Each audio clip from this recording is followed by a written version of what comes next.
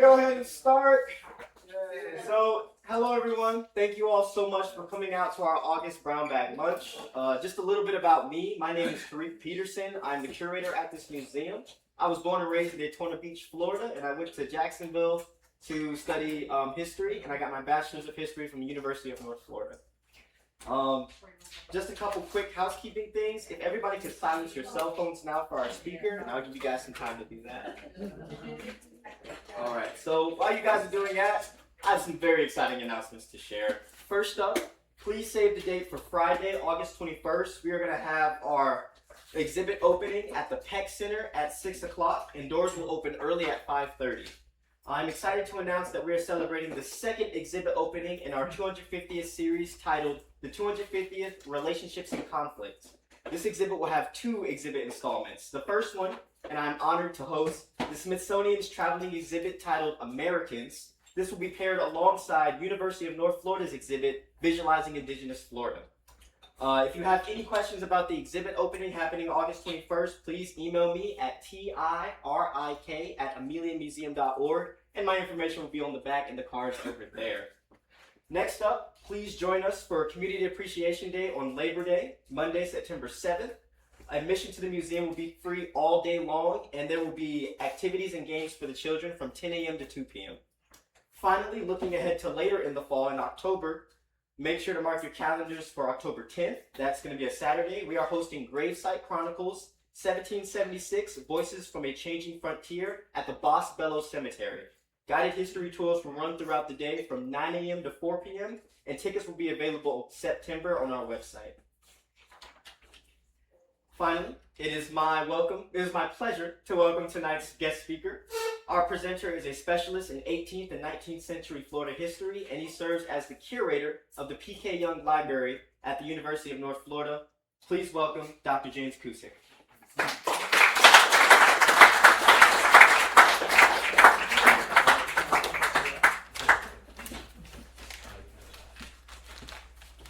Thank you, Tariq. Well, it's great to be back here. I was actually with Bill on the advisory committee when the museum was deciding what to do about redoing its exhibits and things. So I gave him a whole bunch of advice, and I never got up here to see what the exhibits looked like. So today was my chance, my first day, to go and see the new exhibits. As Tariq said, I'm Jim Cusick. I'm from the University of Florida. He's like North Florida. Did you catch that? But I'm a Gator. And I did bring some brochures with my contact information on the back. Sometimes when you hear speakers, you never want to hear them again for as long as you live. But if you do want to contact me later on, you can take a brochure with you, and my contact information is there. Today, since we're in the 250th, we're going to do a talk a little bit about the American Revolution and how it impacted Florida. And specifically, we're going to be talking not about our section of Florida, but about West Florida, which is, Pensacola and beyond, basically. So our section would have been this British colony of East Florida, the peninsula. We'll talk a little bit about that. We're going to be talking about West Florida, which no longer really exists like that anymore. But this was, went all the way from the Mississippi River to the Apalachicola River, basically. A very long, rectangular possession, which was first a Spanish colony, then a British colony, then a Spanish colony again. And we're going to be talking a lot about this gentleman, Bernardo de Gálvez, who was fighting with us in some sense, but he was actually not an American patriot, but a field marshal in the Spanish War. Let's see if we can advance here. I thought I'd start a little just about telling you about my growing up with the American Revolution. They did similar years. I have lived in Florida since high school, but I grew up in New Jersey. And I grew up in the Raritan River Valley. If you know the New Jersey area, you will know that during the Revolution, British and continental troops moved through the Raritan River Valley all the time because they were constantly passing back and forth between Pennsylvania and New York, and you have to go through the Raritan River Valley. The Raritan River empties, at Perth Amboy and Staten Island. So that's where I grew up until I was 12 years old. And more than that, my neighborhood was on an old farm from the Revolutionary War. And the farmhouse was still there. It had been renovated. One of our neighbors lived in it. There was a cemetery with Revolutionary burials in it. And high up on a hill at one point there was a big historical marker that said, on this spot, the right flank of Washington's army camped on such and such a day, which should tell you something. That it wasn't even that Washington camped. It was a bunch of dudes, no names, on his right flank that camped there, and it was still enough to have a great big metal historical marker, right? So we were inundated with information about the American Revolution when I was growing up, but the version we got basically was Paul Revere's Ride, Lexington and Concord, Washington attacking the Hessians at Trenton, the surrender, Burgoyne's surrender at Saratoga, and Yorktown. And that was it. And the only thing that was south of Delaware was Yorktown. Everything else was, like within driving distance of our homes, essentially. And I can well remember, like in 6th grade when we had this, all of us, our only question about Yorktown was, is it near Williamsburg? Because we had never heard of any other place in Virginia except Williamsburg. I suppose we knew Jamestown and maybe Appomattox, but Williamsburg was where you're supposed to go on vacation. My parents eventually did take us on vacation there. So it was a very, very, very narrow view of the American Revolution that focused very much on the New York, New Jersey area. One great thing about this 250th anniversary is we're beginning to appreciate how big the conflict and how important the conflict the American Revolution was. It was huge. At one point, Continental armies attacked Quebec. There were Continentals moving out all the way south of what's now Detroit and Lake Erie to fight there. The Spanish and the British were fighting at Baton Rouge and Natchez, right? That's the scope of the engagements that occurred just there. Once France and Spain got into the war, it expanded to war in the Caribbean. There was war in Europe because the Spanish were determined to take back Gibraltar from the British. There was an attempted French and Spanish invasion of Britain that Britain had to prepare for. And the French and the British were fighting in India, right? So what started as our rebellion against taxes and no representation, it turned basically into a world war over the course of 8 years. A little bit about what happened in this area, right? There were no real major battles or major engagements in what was East Florida. But there were several attempts. There were 3 attempts out of Georgia to try and take St. Augustine, which was a British headquarters. Those attempts never really got further south than Jacksonville. They were all repelled, in this part. And in fact, 2 of the major battles that took place occurred over near Callahan, right? So in your part of the world. What I'm showing here, that's a rendering by the artist, the modern day artist, Jackson Walker, of the skirmish or the Battle of Thomas Creek, which is one of those over Callahan. This we actually have down in the library at UF. This is a commission into the East Florida Rangers. That was a group that was a local group that was recruited in St. Augustine for local defense, but eventually they went and fought up in Georgia and South Carolina as well. And this is for someone who's going to become an ensign. The date's very interesting because the date is 1783. This is like way near the end of the war. It's after Yorktown. And yet there are still people signing up to be with this pro-British or this regiment. But anyway, they also originated here in Florida in St. Augustine, and they fought extensively in this area. But what we're really going to focus on today is what happens in West Florida. And so Spain comes into the American Revolution in 1779. That's about the halfway point. And they come in with 3 goals. They want to take back Gibraltar from the British. They want to take back Minorca and the Balearic Islands from the British. These are all in the Mediterranean. And they want to take back East and West Florida, which were their colonies formerly, and they had to give them away to the British. Right? So those are their 3 goals for getting into the war. And as soon as they got into the war, West Florida, which was everything between Baton Rouge and Pensacola, immediately became a combat zone. because one of the main goals of the Spanish was to capture territory in that area. And the person leading Spanish forces was the Spanish governor of Louisiana, based in New Orleans, and that was this fellow here, Bernardo de Gálvez. Right, Galveztown, Texas, is named after him. He later went on to become viceroy of Mexico. Came from very, very powerful family. He was young, in his 30s. He was an ambitious person. He was very well connected in the Spanish court. His uncle was Minister of the Indies, which means he was minister over all the Spanish colonies in the New World, very close to the king. So he had the ear of court. And as soon as he actually begins supporting American troops, even before Spain declares war, he sends money, he sends equipment, he sends gunpowder and ammunition to Continental troops out of Louisiana. He allows American ships to use the Mississippi River to pass through New Orleans to trade. But as soon as the war is declared, he moves very, very rapidly against all the British posts that are just to the east of them. So rapidly that in some cases the British did not even know they were at war with Spain when Galvez shows up.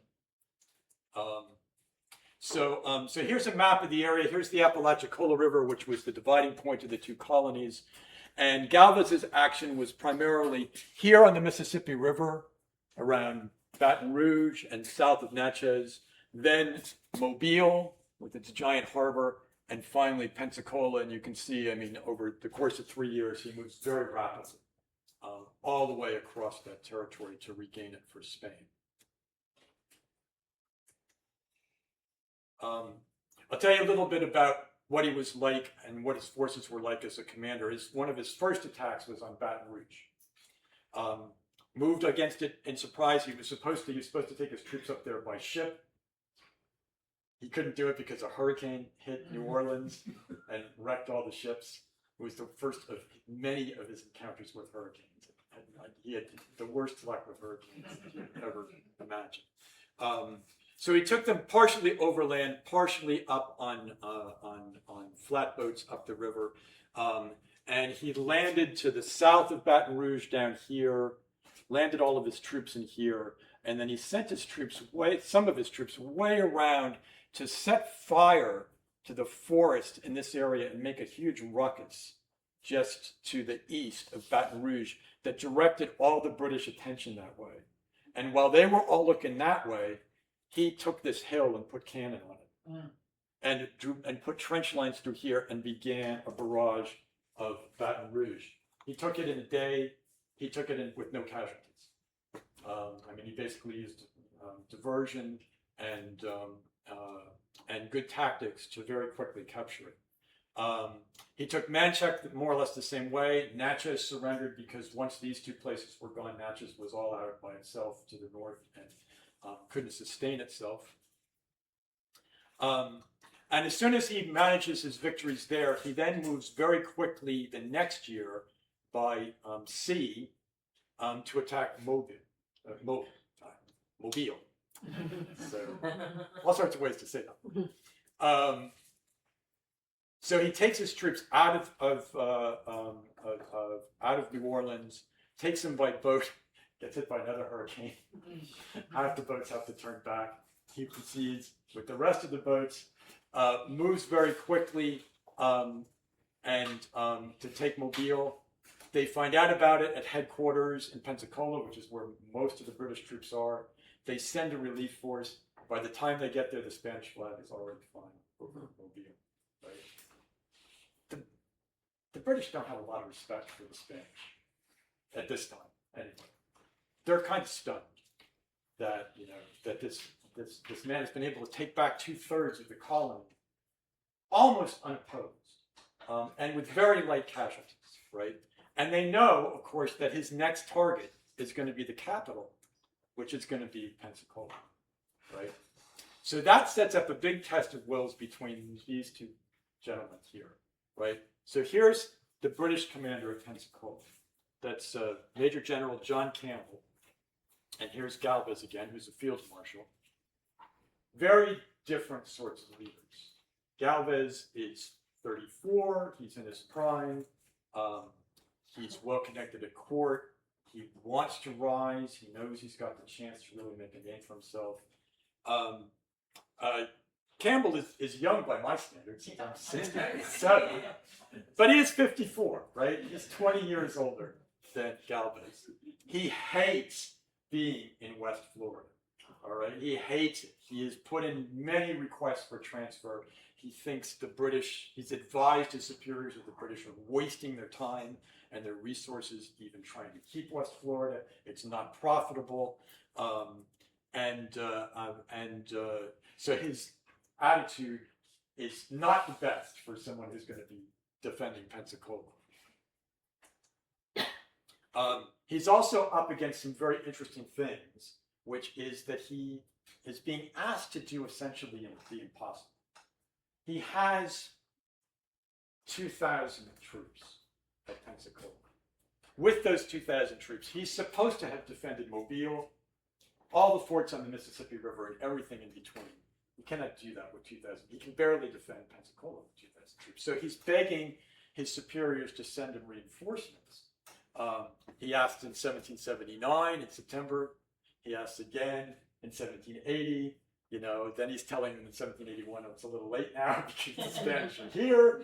But the problem is, and this is something that we often don't appreciate about the American Revolution, Britain was fighting all by itself in the American Revolution against France, Spain, and the Americans, us, right? And they were fighting on fronts all over the place by this time. They had to, they didn't, and they had most of their troops in the 13 colonies, either in New York, or then they took Savannah and Charleston, so down south. They had no more troops to send, right? They needed troops at home because they were under threat of a possible invasion at home. They had a lot of troops at Gibraltar because they were determined they were not going to lose Gibraltar to Spain. They had to defend all of their colonies in the Caribbean. That included Barbados and Jamaica. And they included the Floridas. They had, you know, so they were very, very, very thinly stretched. And they had no troops to send to St. Augustine or to Pensacola, even though they got repeated requests for it. They sent 1,500 men out of New York to each. And interestingly enough, they did not send regulars. They sent militia, right? So, the people that go to help defend Pensacola are from Maryland and I think from Pennsylvania. And you can imagine how thrilled they were. They have signed up to, you know, thinking they're going to defend their home colonies and then be shipped out to the Gulf Coast, right? So he's in a very difficult position, right? Gálvez, on the other hand, what was he up against? Well, not so much logistics, because he had really good support both from New Orleans and from Havana, and he had the era court, so he could get things that he wanted. But he had a terrible time with hurricanes. I've never seen anybody have such bad luck with hurricanes. I already told you that one struck New Orleans when he was starting to start his campaigns, right? Then another one hit him on the way to Mobile and scattered his forces. And then in 1780, he's in Havana, and they've got a whole fleet of 30 ships with troops on it, ready to go to Pensacola. The admiral's not happy. He doesn't want to set sail in late October. He says it's a bad idea. Gálvez is very insistent that they get a move on. They leave Havana the second day out. They're hit by a hurricane. The whole fleet is dispersed. Some go back to Havana. Some go to Yucatan and Mexico. They take shelter wherever they can go, right? So he gets wrecked by another hurricane. And so finally in 1781, late February, March, he finally gets another army and another fleet together in Havana to go to Pensacola. And now, it's not hurricane season, but I'm not even sure. He doesn't care that it's not hurricane. He's like so worried about storms now. He just wants to get there, right, and get his troops offloaded. All right, just a comparison of what the two are up against, because it's kind of interesting. So Campbell's there. He's defending a loyal colony, right? The Floridas are not in rebellion against Britain, either one of them. But it's not a colony that Britain particularly cares about, because it doesn't make any money. It costs money. It doesn't make any money, right? So it's not high on the British priority list. list in terms of, of where they want to put their effort, in terms of where they're going to put their men and their resources. Gálvez, on the other hand, is taking back a colony that's a major war goal of Spain. So it's very high on the Spain list of things to accomplish. Campbell, like I said, badly supported by his superiors. Lord Germain in London is telling him, we can't send you any more troops. Get Indian allies, right? Henry Clinton in his youth in New York is saying, we can't send you any more troops. Get Indian allies, right? They're basically saying, you're on your own, right? Find some allies and defend yourself. Gálvez, on the other hand, has the ear of court. He's got all the resources of Louisiana. He's well connected in Havana, so he's getting troops from Havana. Campbell adopts a defensive posture. That's not too unexpected because he doesn't have a lot of troops. He doesn't feel like he can go on the defensive. Gálvez is very aggressive. He's a very aggressive field commander. He likes to move quick. He likes to move his men around. He likes to take his enemies by surprise. And then another thing too is that Campbell commands from his headquarters. So the entire time that when they're during the Battle of Pensacola in 1781, he's basically in the main fort, issuing commands from there. Gálvez, somewhat like Washington, somewhat like Lafayette, leads from the front. It's risky, but he'll go out and rally his men. He actually does get wounded at one point doing that. But if he feels that his presence is needed on the battlefield, he's on a horse and he's out there, right? So very, very different styles of command. And just to emphasize too, this is what the British general had at his resources. What you see in blue there, those are the regular troops. So so he had the Royal Americans who were also stationed here in St. Augustine. He had Hessians with him. He had the 16th Regiment of Infantry. But mostly, he had all the units that are in yellow. And so you can see West Florida Foresters, local militia, Pennsylvania Loyalists, Maryland Loyalists. They had slaves and free blacks under arms, and they had the local militia from Pensacola. So a lot of men, but not regular full-time soldiers. These are people that are taking up arms basically to help and defend. And then significantly, one of his biggest, groups, and the group that did the most fighting, is the Creek and Choctaw, about 400 Indian allies that he has at Pensacola. And he's got 2 ships in the harbor. Frigates, very small frigates, Mentor and Fort War.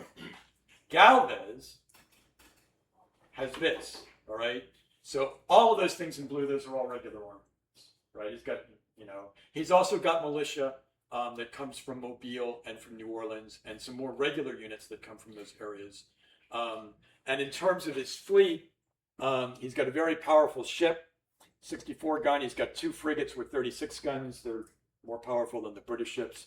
He's got like an oared frigate, packet ship, another 18 gunboat, armed sloops, and 31 support ships. I mean, he's got a huge arsenal that he's bringing with him to Pensacola.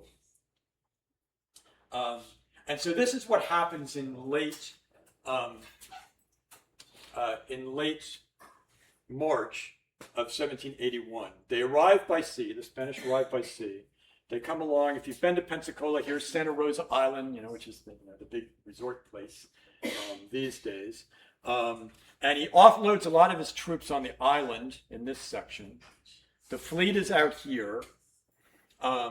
Their target, Pensacola, is way up here. All right.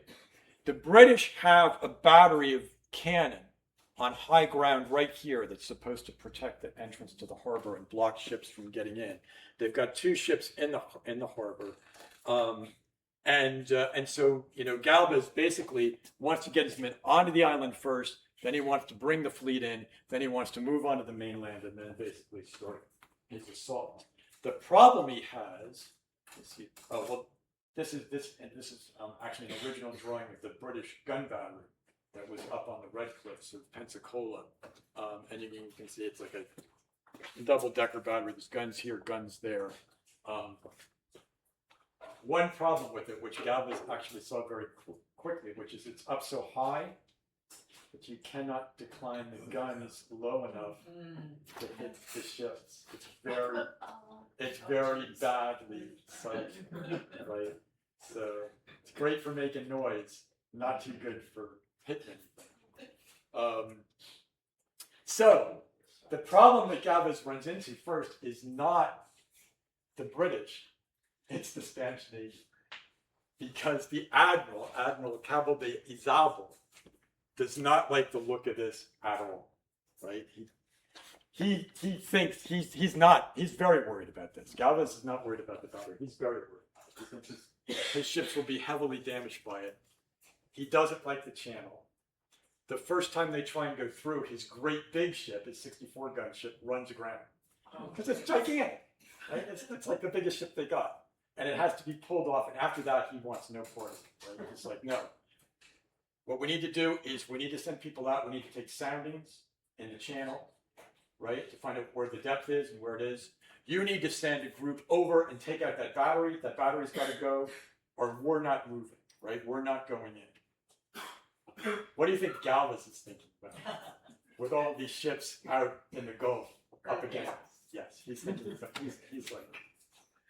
You know, he actually writes that to the admiral. He says, if a storm comes up and disperses the fleet, my troops will be stranded. Is it better to lose the whole expedition than to lose a ship or two? But he cannot move his admiral to do anything, right? He won't budge. So after about 8 days of sending nasty letters back and forth, Gálvez finally, he has one ship that's his own. It's called the Galveston. It was a present from the people of New Orleans. It's a brig. He gets on his ship. He gets 2 other ships behind. He says, I'm going. He says, and he sails into the harbor. The battery opens up fire on her, doesn't hit anything. And he goes around, he lands on the island, and he picks up a cannonball that's been fired at him, wraps it up, sends it to the admiral with a note saying, will anybody in the Navy now deign to follow me? Right? He's not happy, right? The admiral's even less happy. The admiral goes ballistic and says, if he comes on board this boat, I'm going to have him arrested for treason. I want to see him hanging from the yard. Right? They've got like this civil war going on in the Spanish forces right now. And so Gálvez has to back off. He has to apologize. He has to say he's very sorry.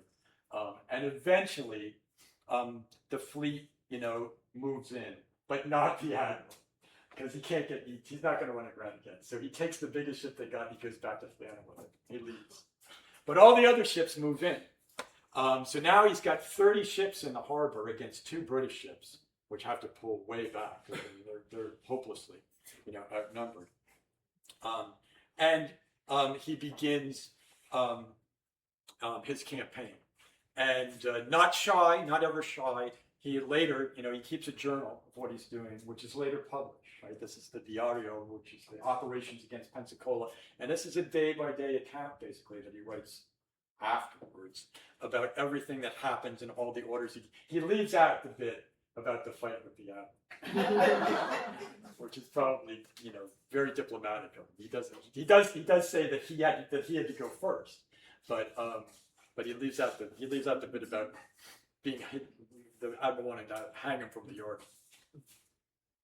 And this is a very fanciful, kind of print of what it looked like. But essentially, the Spanish are now in control of the harbor, have a lot of ships there, like all those ships that you see there would be in the harbor.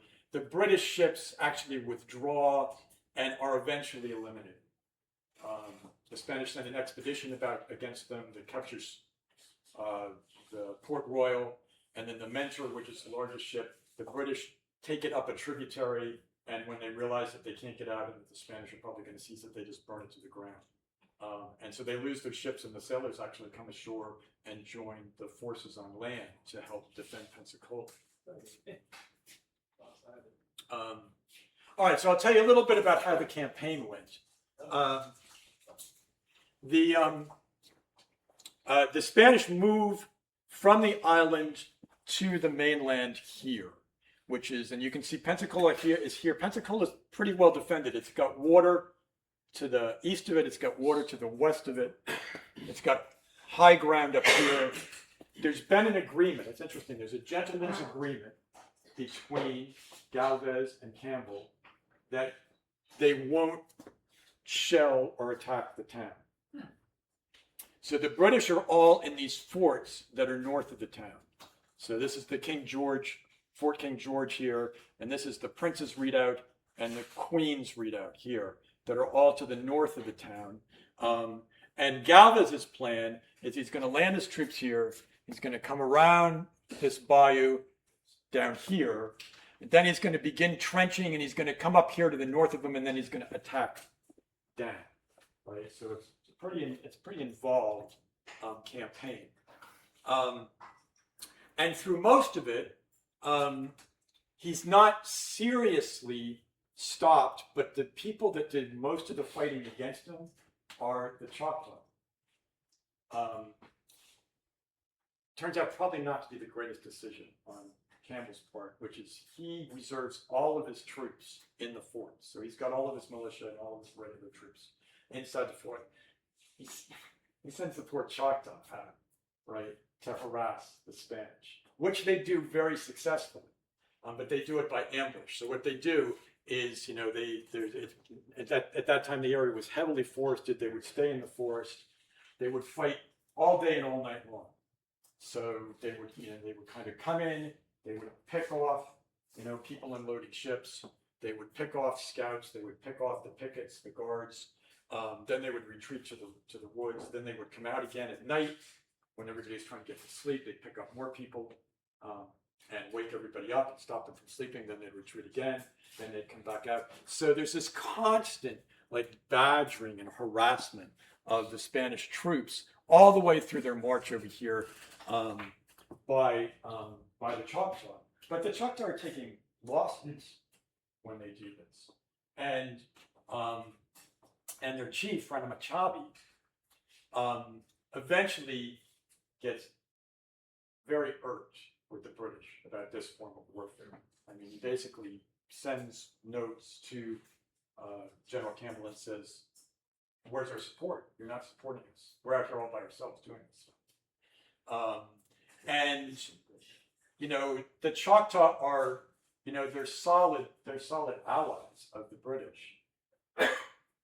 But Pensacola is not all that important to them, right? I mean, the reason that they've got their warriors under arms is because they want to defend their home territory. They're afraid that that American forces or Spanish forces are going to move in on their home territory, and instead they've got 400 of their warriors here, trying to defend Pensacola, and they're taking the brunt of all the casualties, right? So there is one period in kind of late April where Campbell decides he's gonna do what he can to push the Spanish back, and so he does send all of his troops plus all the Choctaw warriors out, and there's a big confrontation basically in this area, but it doesn't oust the Spanish. It slows them down. It wrecks some of the trenches and things that they're trying to dig so they can get closer in, but it doesn't seriously stop them. And then to make things worse for Campbell and the British side is, they're hoping maybe they're going to get reinforcements from Jamaica. A fleet does show up at the channel. It's a French and Spanish fleet, bringing reinforcements from Cuba. And they're bringing 2,000 more men to help Gálvez. They're bringing all sorts of siege equipment and cannons. And at that point, it's not looking very good for the British defense. They're now outnumbered 7,000 to 2,000. It's a 3-to-1 defense. And so what happens is Gálvez slowly advances. He takes high ground up here. He puts his artillery up here, and then there's kind of just a constant exchange of fire between the British batteries and the Spanish batteries here. That goes on for probably a couple weeks. The whole thing actually ends very quickly, because on the morning of May 8th, around 9:30 in the morning, the Spanish fire a mortar at the Queen Anne's readout right here. And the shell lands right outside the door of the powder house, rolls into the powder house, and explodes.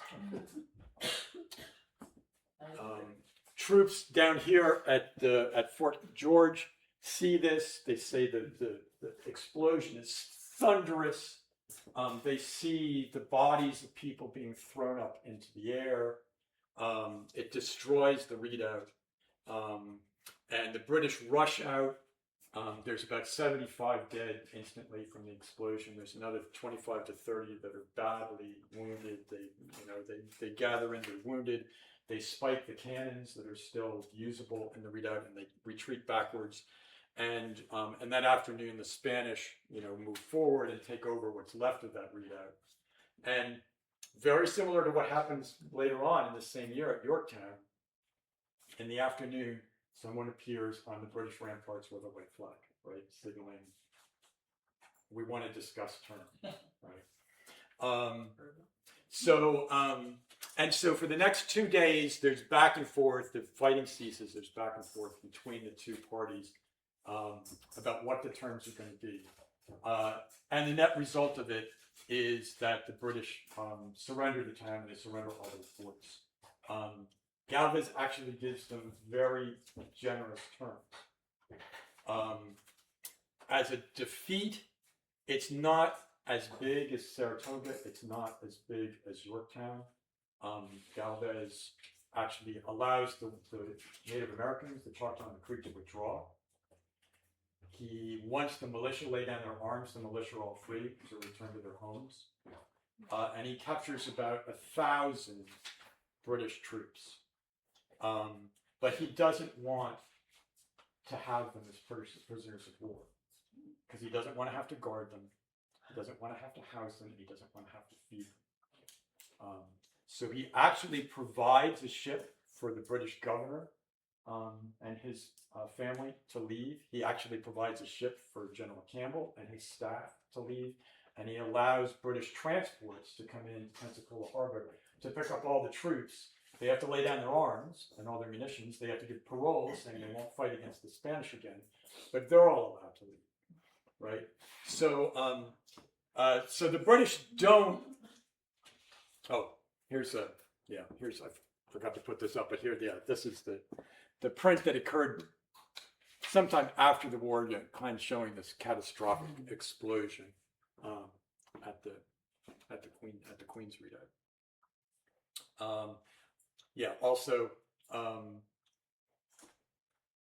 talk about that in a second. But anyway, so that's the end of the conflict, right? Which is, it's a great Spanish victory.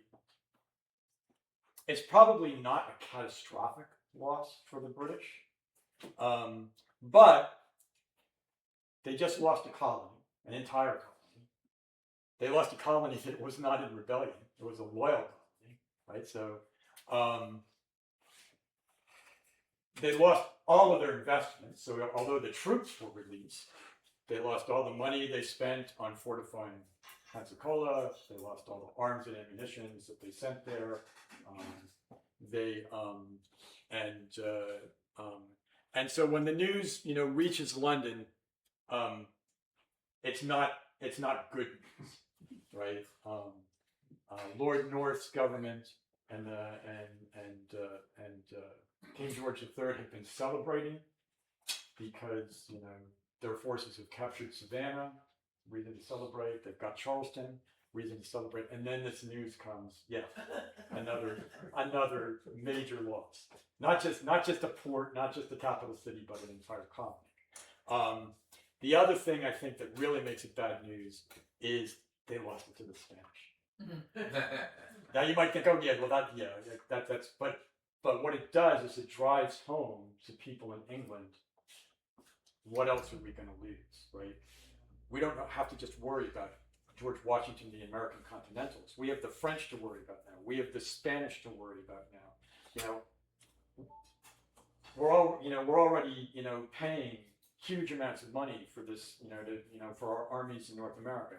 Our taxes are going up, and now we're losing territories that we didn't even think we had to defend, that weren't even at risk, right? So it drives home, I think, to a lot of the British public, like the scope of what potentially could happen, you know, if they're going to stay in this conflict, because they're not just fighting American rebels now, they're fighting American rebels in two major European powers.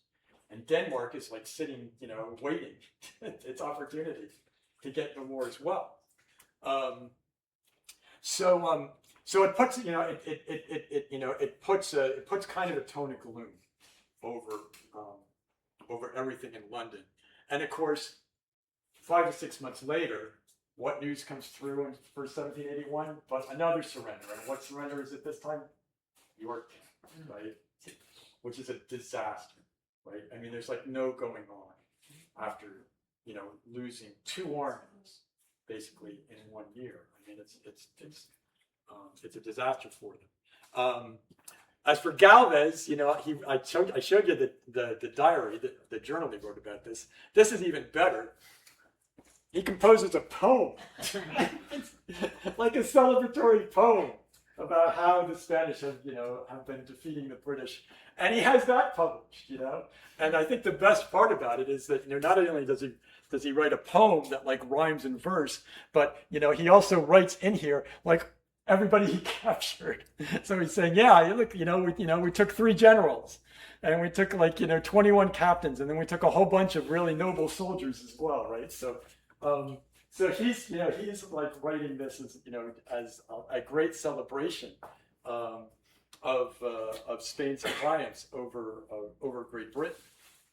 Did the surrender include East Florida as well as West? It did not. It did not. But they're now worried about East Florida, right? Because I mean, why was Gálvez able to move against West Florida so well? Because he was in New Orleans and he was on the borders, right next door, and he had support from Havana. Now he's on the Apalachicola, right, on the borders of East Florida, still with support from Havana. So yeah, they're like, if this guy keeps going, you know, St. Augustine's going to be next. So so anyway, just as a wrap up, I think I actually covered a lot of this, but yeah, so it's the first time actually that Britain loses a whole colony, and significantly, it's not even a colony that was in rebellion against them. They lose control of the Mississippi River because they don't have Natchez or Baton Rouge or New Orleans now. It is probably the worst defeat or the worst surrender between Saratoga and Yorktown, so it makes a lot of news.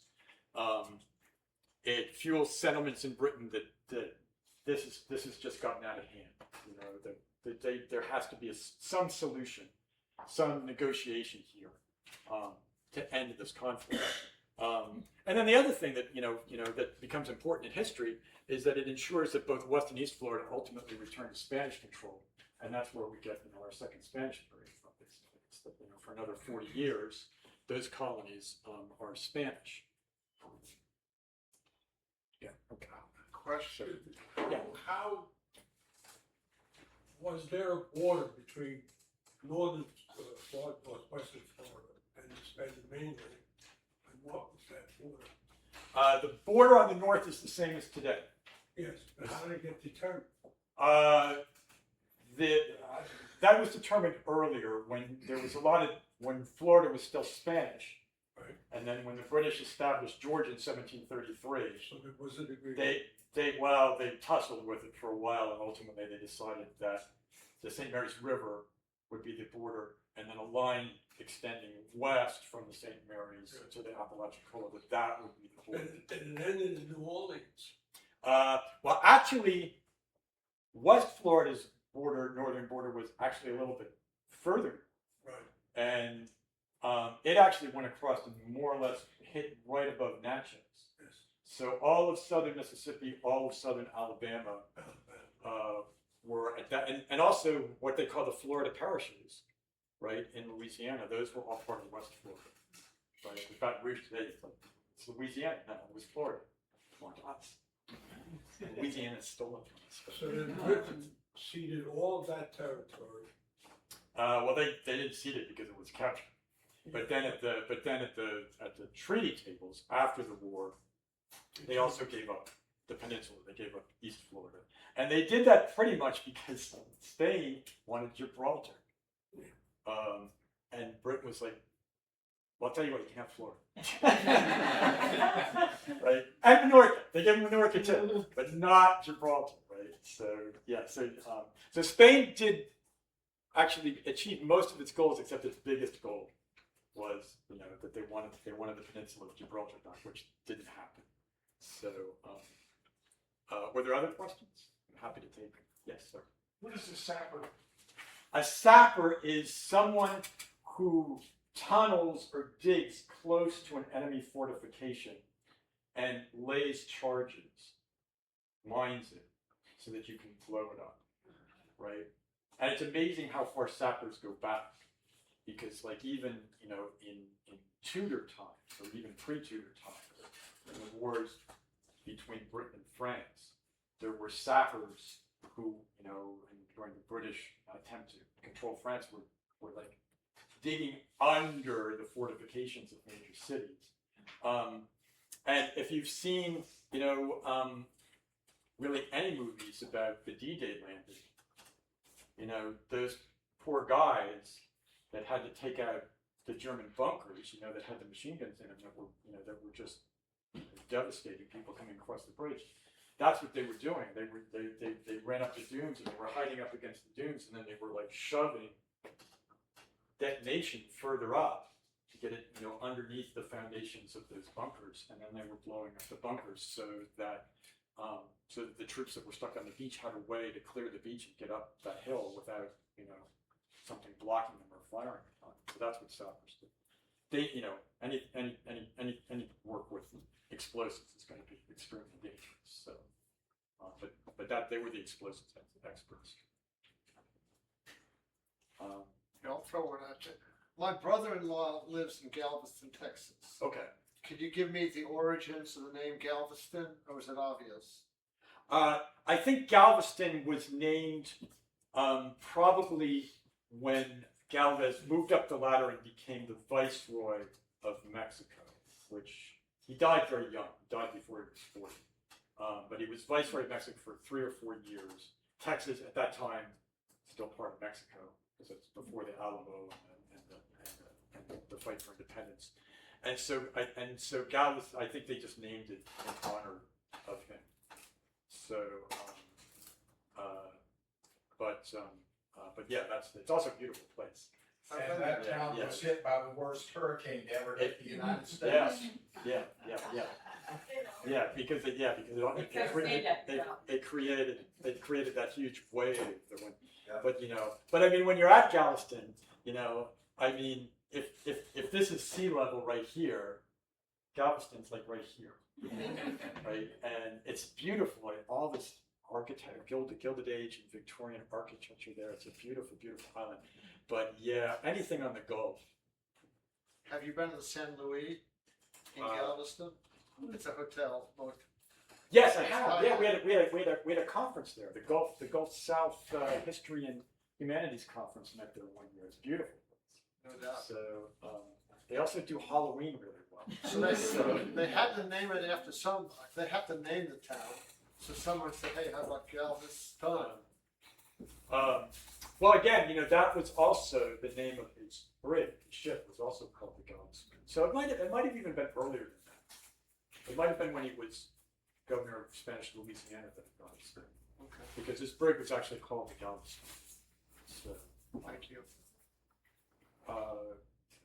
any other questions? So. Well done. Yeah. Thank you very much. You had mentioned that the Choctaw were not that interested in defending Pensacola. They were more interested in their territory. Where was their territory and Creek territory in relation to Pensacola? Creek was basically the borders of what now would be the borders of Alabama and Georgia. Right, if you think about like the Flint River, Creek would be a little bit easterly. Yeah, the Choctaw were more to the west. The Chickasaw were also over there. The other thing too is the Choctaw were fighting on both sides. Galvez also had Choctaw warriors fighting for him, and the Creek were fighting on both sides because. Well, that was going to be a follow-up. If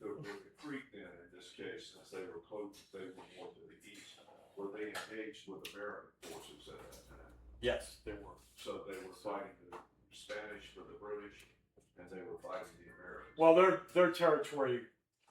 I mean, Georgia was much narrower than I mean, Georgia's like a fat state now. It was only about half as wide at that point. So the Creeks were right on the borders of Georgia, and of course, Georgia had a big population. 16,000, 70,000 people, and they were moving west. And so the native groups were making their own choices, just like the Iroquois did too. But the main concern for the Choctaw, the Chickasaw, the Creek was to maintain the integrity of their territory. And that was another problem about fighting the Spanish, which is the Spanish was another crown monarchy from Europe, right? To the Choctaw, if the British lost and the Spanish took over, well, that wasn't going to be the end of the world, because the Spanish weren't going to allow Americans to settle within their territory. And, I mean, they had even less reason to let them settle there than the British did. So, so it wasn't like they were going to be horribly off if the territory passed to Spain as opposed to British. They were mostly worried about American frontiersmen and American pioneers. And that was true all up and down the Appalachia, or not the Appalachian Mountain Range, right? Because the Appalachians was at that point the western, it was the western border of the colonies. Everything beyond that was supposed to be Native American territory.